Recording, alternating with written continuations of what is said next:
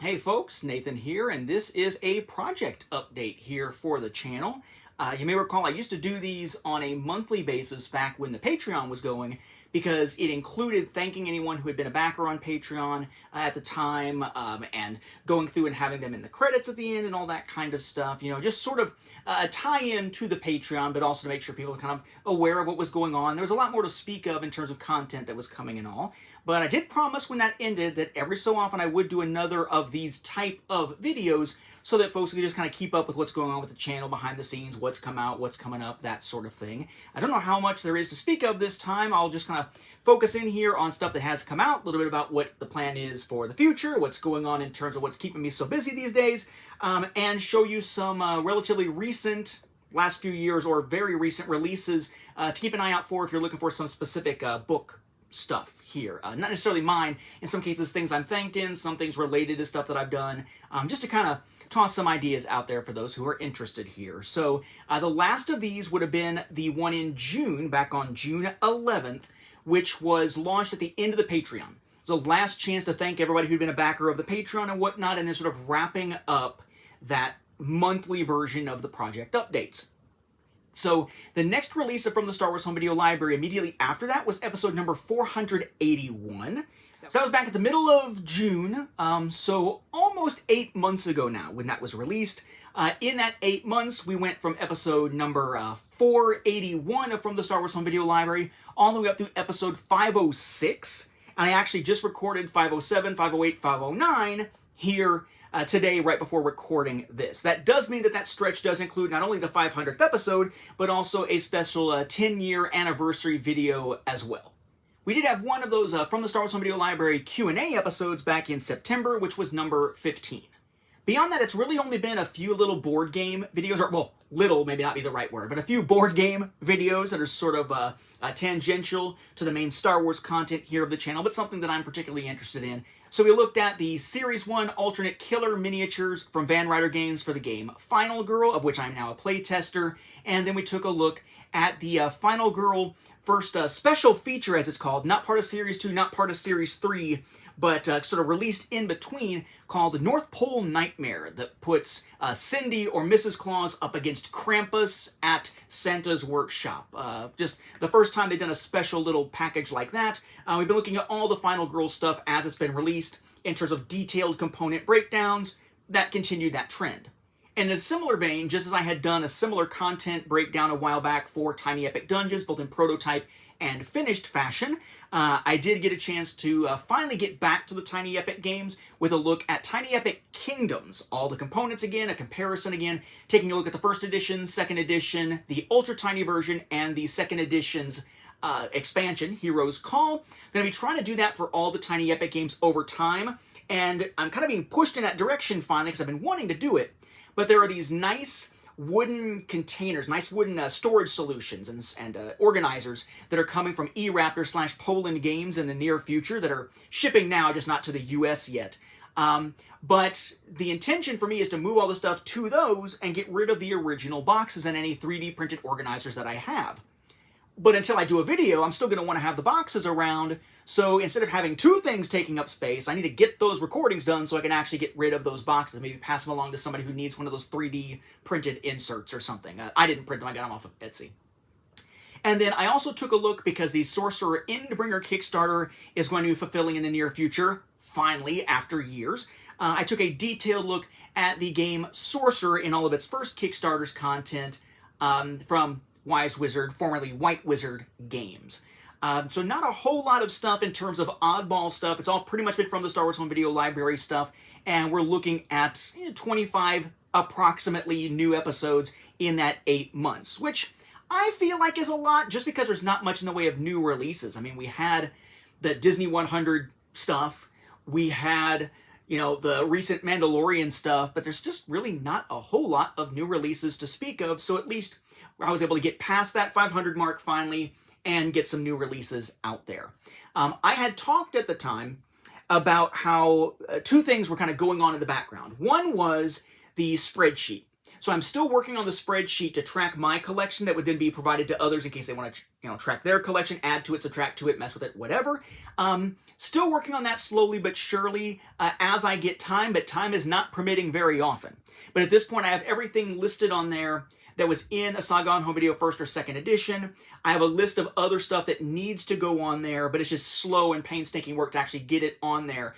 But the hope would be a nice sortable Excel spreadsheet that I've shown you before with different worksheets, like tabs at the bottom you can click for the different formats that you can then sort by year, film, product line, whatever. So that is still coming, still working on it as I get time. It's just something that I haven't had a whole lot of time for in recent memory, but I have worked on it since that update, certainly. Just not a whole lot at a time, typically. And then the other thing was to figure out some type of other video series to do on the channel to keep the Star Wars home video content discussion flowing without there being a whole lot of new releases out there to speak of. And frankly, right now, even with the older releases, unless it's something that really stands out or is particularly unusual, like the Clone Wars Indonesian VCD that finished out that collection that I have just recorded an episode on, I'm not really in a financial position all that much to do a lot of gathering of new material. We have hit the point now where I just had car stuff to do. My wife just had major surgery a while back. She just now returned to work. And student loans have kicked back in. Her student loans have kicked back in as far as paying those off. So you add all that stuff together and the disposable income isn't what it once was. But there's just not a lot of stuff to pick up. But I'm being a little bit more discerning. So for example, with the Mandalorian Seasons 1 and 2, you'll see all the US copies back there and the 2 UK copies, but I didn't bother to pick them up from Japan at all because the Japanese version didn't have anything that really made it substantially different, unlike when we saw those types of things in some previous product lines. I'd been picking up at least the most fancy version from Japan for each of the more recent films, and then when it came to things like South Korea, I was picking up stuff there. South Korea didn't get any of these, and now here we are with me just kind of saying Japan, there wasn't anything special enough to pick it up this time to show you significant differences or anything. But that also meant saving some money because those are pretty expensive to import from Japan. So my plan is, as far as that new content goes, I tossed out a few ideas like, spotlight quick videos on like essential items, maybe. But you probably would have guessed what the one is that I wound up going with that I suggested a while back because it's timeline style related. And that is to do like yearly spotlights. Start with 1977 and work our way forward year by year with showing the highlight Star Wars home video items from each year from 77 all the way up to 2024 and then beyond as years conclude. The downside to that is that it does kind of need to wait until that spreadsheet is much more ready to go because I want to be able to use the spreadsheet to sort by year to make sure I'm not missing something I want to highlight in one of those episodes because I'd like to just be able to do those episodes once in a burst for each year and not have to then go back and go, oops, got to do some supplemental ones, like I sometimes saw with other projects that I've worked on. So that's coming. I don't think anytime soon. I think that's going to be something where, when I get time, I focus on the spreadsheet. When the spreadsheet gets to a workable level, I feel like sharing, I feel like is useful for tracking my own collection. Then I'll start figuring out what I would show in those year-to-year type videos, and we can have like a from the Star Wars Home Video Library year-by-year kind of video series here. It would only be like, 40 going on 50 episodes because that's all that Star Wars has been around. But still, it would give us some more content to release from time to time here to go along with things like the Q&As and the rare new items that are released or oddball items that I wind up finding and adding to my collection. So that is all still in the works, but I think the last episode where I talked about that, I don't remember when it was, might have been one of the Q&A episodes, or maybe it was the 10th anniversary from the Star Wars Home Video Library episode. But it's been a while since I talked about looking for ideas and trying to decide, and that's kind of where things have landed for now. With that, I do want to point out some quick book stuff for those who are interested in these. I think I've shown you these on the channel before, but just in case I hadn't, we have several things that I can show you here very quickly. Starting with the ones that I am not directly involved with, but which I was thanked in because one of my works or something about a process that I discussed with the authors or something somehow played a role in helping them gather the information or whatever that was necessary to do those publications. And they're just books by good people. I would not be helping people if they were not good people, and I want to support them as well. So I think I've shown you this before. Novelowski's put out Today in Star Wars History, Part 1, January through June. I think I showed you this before, the hardback version of this that came out. But they have put out now the second one for the rest of the year, which is Today in Star Wars History, Part 2, July through December. Your daily Star Wars history lesson. Pretty fun stuff here. I love being able to just kind of flip through there to each date and see something. Like, for instance, on October 17th, which is my birthday, what do we have? Happy birthday to Guy Henry. Happy birthday to Felicity Jones. Felicity Jones is actually my sister's age, but was born on my birthday as well. October 17, 1998. Boy, I feel old. Happy birthday to Aaron Kellerman, who, of course, played Enfys Nest. Complete Locations was published in 2005. Destroy Malevolence was released in 2008. Yeah, so just need to kind of look up individual birth dates. If I want to look up like my son's birth date, we both happen to be in volume 2. My wife is in volume 1. So my son apparently shares a birthday with Taylor Gray, Ezra Bridger from Rebels. The day that Star Wars Life Day Treasury was released in 2021. The day that Episode 2 production moved to Tunisia to shoot at the Lars Homestead in 2000. And so on. So just a fun little thing you can flip through. Take a moment each calendar day to read a quick little bit, and you're caught up on that day's kind of nifty Star Wars history stuff. But both of those are available in hardback out there if you are looking for a fix of that sort of information. And then, of course, over on Facebook, there's that Star Wars Home Video group. It is run by Justin Berger. I am the other moderator over there. And he put out a book on The Empire Strikes Back. Initially, it was basically an unauthorized timeline of all kinds of information for The Empire Strikes Back. And my Star Wars Home Video guide, A Saga on Home Video, wound up playing a role in some of the information that he was able to find. And he has put out several versions of that. I think I've shown you all the Empire ones, maybe, but let's take a look at those. And there is a newer one to check out. So you had this original version of The Empire Strikes Back unauthorized timeline, which was in grayscale, in paperback.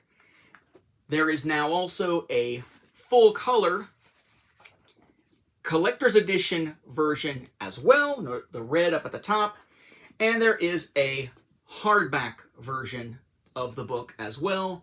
The hardback is again in grayscale. So grayscale, paperback, grayscale, hardback, color, collector's edition, paperback.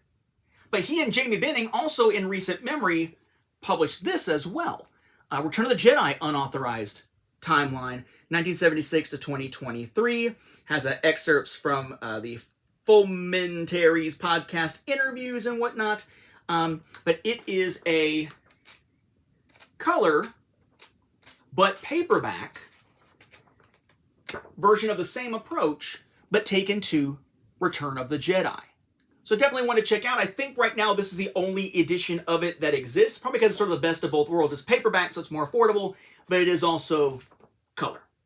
And then one of the series that I worked on years ago was Wars: The Battle of Phobos. It was based on the Wars customizable card game from Decipher, basically the game that came into existence once they lost the Star Wars license and carried over most of those mechanisms to a new original universe, launched in part with fiction by people like Michael Stackpole. I was brought in to write the first in a series of 9 novellas that would detail the pivotal Battle of Phobos and the events leading up to it in that universe. Kind of got to be almost the Timothy Zahn type person for that in terms of sort of bringing a fictional continuation of a universe back, so to speak.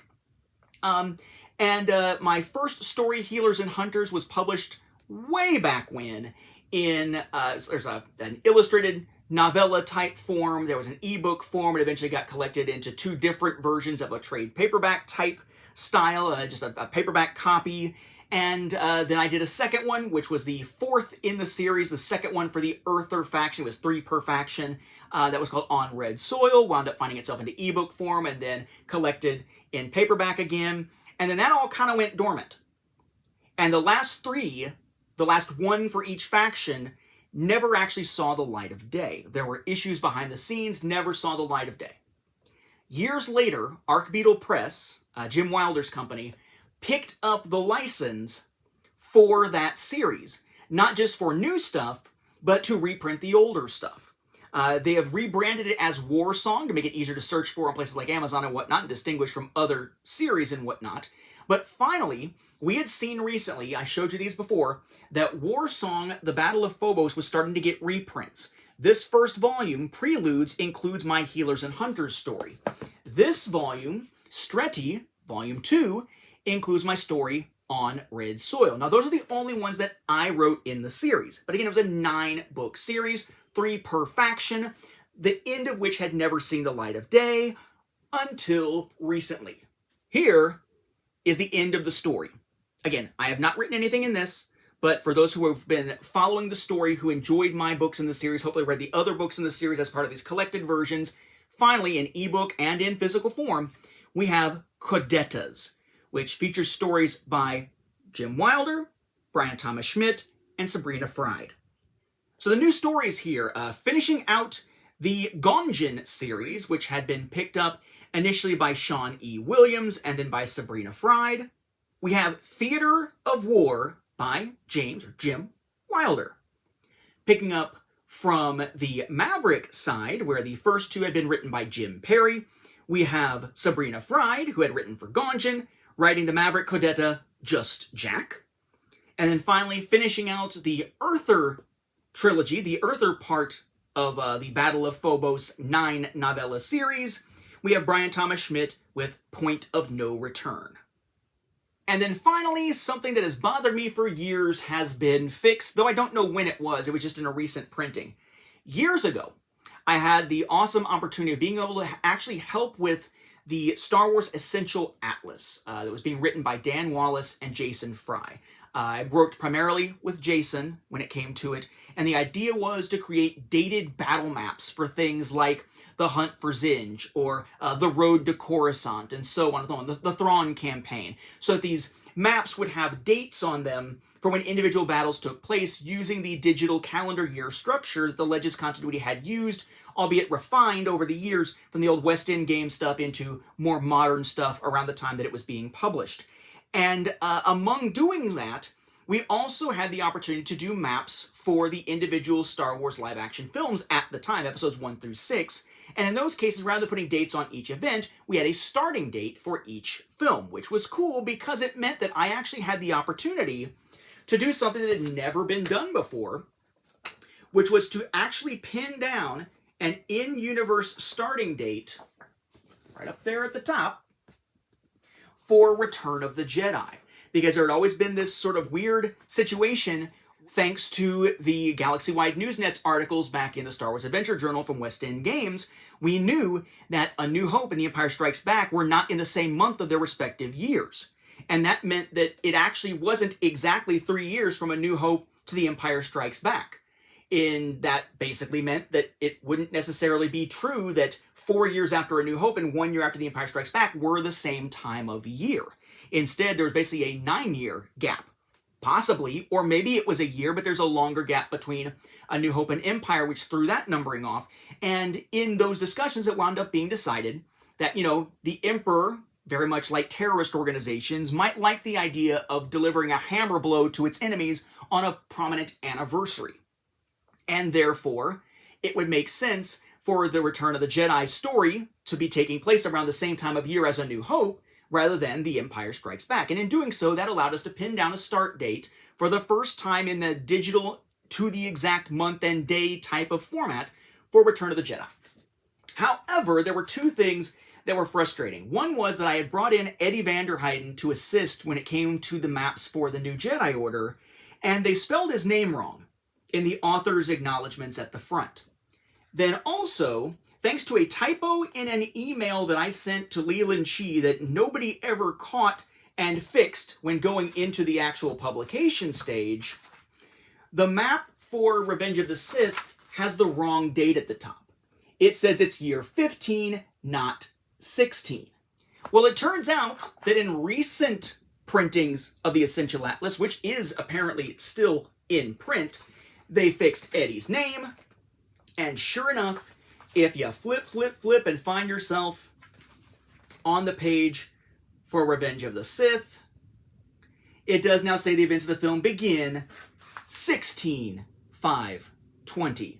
So finally, my ongoing frustration with having such an awesome opportunity and then having that typo mar the actual output of it has finally been rectified. I don't know when, but in later printings they do actually have the date right, and they fixed the misspelling of Eddie's name. And I thought that was pretty cool.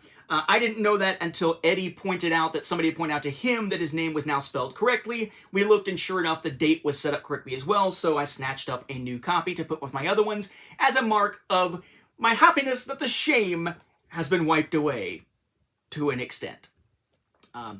So beyond that, just a very busy time right now. Not a whole lot of new stuff being put out. I am still working. I have 220 students at this point, had about 205 last semester. We'll be teaching summer school yet again, I am sure. And alongside that, finishing up work, which actually is finished now for me, for the online teaching endorsement, which, yes, is weird that we have to go through that process when I've already been teaching online full-time since January of 2015, but it's a thing, so we're making sure that that is done and that's applied to our teaching certificates as an endorsement and whatnot. And then we are working on revising and updating courses, which is a lot of stuff because there are new requirements that require a heavy list of creating a lot of new tasks, including tests. And with a test online, you don't want it to be memorizable, if that's even a word. So if you're going to create a test that's 25 questions, it's actually more like 75 questions because we want multiple variants of each possible question, so it'll pull different combinations, so no one student's test is necessarily exactly the same as another student's test, hopefully, such that cheating is less likely, memorization is less likely. You have to actually know the content, not just memorize which one you answered wrong last time and answered differently this time, and so on. But that is a massive lift, a lot of work, and of course, Cade is now 5, running around here, slowly but surely driving me up the wall some days. So just a busy time, not a lot of stuff to show, but as new stuff enters my Star Wars home video library, I will of course be doing new episodes on those. As time permits, I'll do more of those game videos to build up those series as we go along, and then slowly but surely work on the spreadsheet, and once the spreadsheet is at a point where I feel like it can help me do those year-by-year type videos, we'll start those up, probably sometime I would guess next year, not this year.